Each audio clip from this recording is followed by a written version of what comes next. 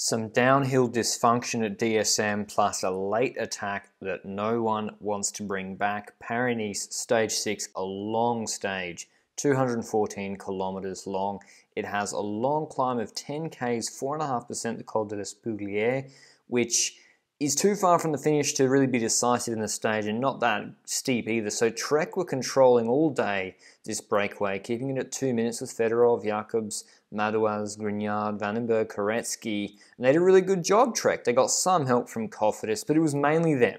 Going for Pedersen, who was the fastest the other day by far, with Jakobsen abandoned. Philipsen, I think, didn't start today, and Sam Bennett probably not going to get over that climb. Anyway, Julien Bernard pulled on the climb, a steady pace, with the breakaway already at 45 seconds. No chance they were winning today's stage. He did a really good job, Bernard. You might have seen him on the Ventoux stage for Elisande and Bauke Mollema last year in the Tour. He was very, very good there, and he's able to get rid of the faster men like Bennett, etc., whilst keeping a steady pace and a large group so that Kirsch, Sturven and Pedersen can sit in fairly comfortably. It should be a stage for Hayter as well, but he, I think, got dropped on the descent and didn't really contest the finish because he's having some positioning issues. So they get to the top, huge group, not decisive, no GC action today. We have a 1200 metres, 6% kicker at the end.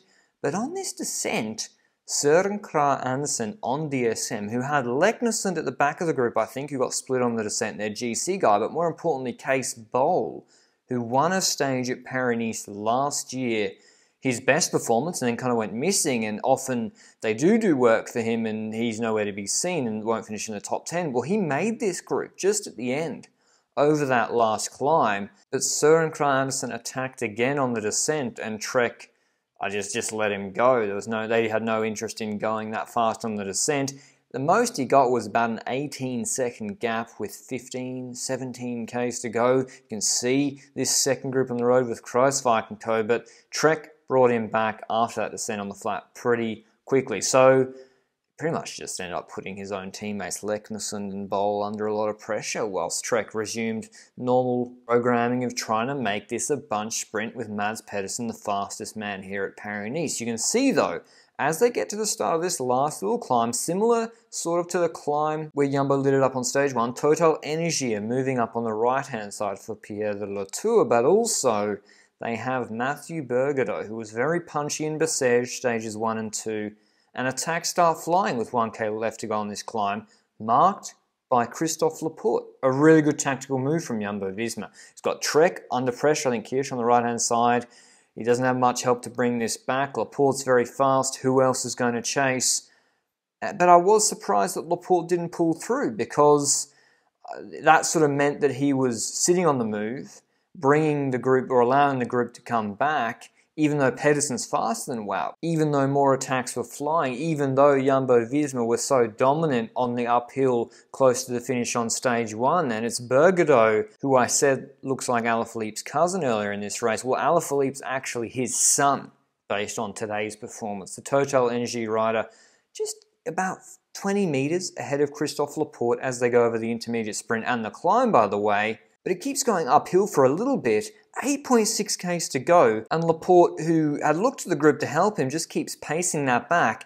But there's a split, just like on stage 1. Mads Pedersen is not in this front group, Bergerdo is just there, and I must say I was very surprised Van Aert didn't use this opportunity to attack over the top and TT away, similar to how he won Omloop solo, similar to how successful stage 1 was. His uphill punch is much better than Pedersen's and Coquard's. But he seemed to want Laporte to bring it back for a sprint, but it's Guillaume Martin pacing, and Intermarché's rider in third wheel is on the limit, can't pull through. They're running for Girmay. Wout van Aert's on the radio talking to Christophe Laporte. And in all this chaos, Bergerdo's got that gap opened up to about 7-8 seconds. It gets over 10 seconds when it's still Martin pacing. And Trek, by the way, they were cooked on that last little rise. They've been working all day, and it takes them so long to move up. You see Total moving up to block on the left-hand side. Ineos are just riding for Yates, so he doesn't crash out. Hayter's not there. He's at the back of this group, so they're not pacing hard. And now the gap's 18 seconds by the time Trek gets to the front. I think with Kirsch and Mollema at a point, it's brought down to 10 seconds when Laporte I don't know whether the separation was the Trek guy lost Mozzato's wheel, Mozzato's a B&B guy on Laporte's wheel, or Laporte doesn't realise he's got separation from the peloton. Curious that Mozzato didn't work with Laporte, even though he's maybe faster, probably faster than Laporte. But even so, with 1,300 metres to go, the gap was about 5 seconds, and despite the stage profile making it look pretty flat, it was actually a very fast run into this finish. And it wasn't just dysfunction in the group behind.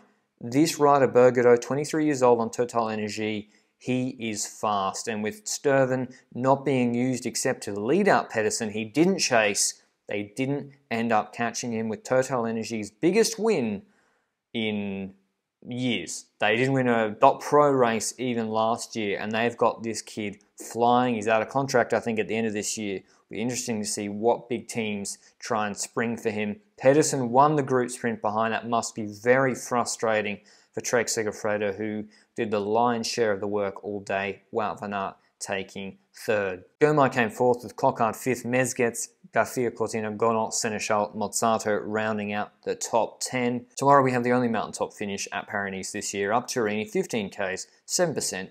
Roglic should be the favourite, but I'll be keen to see what the Yates brothers, Nairaman and Martinez try to do to dislodge or make Roglic uncomfortable on that final climb. Till the recap, ciao.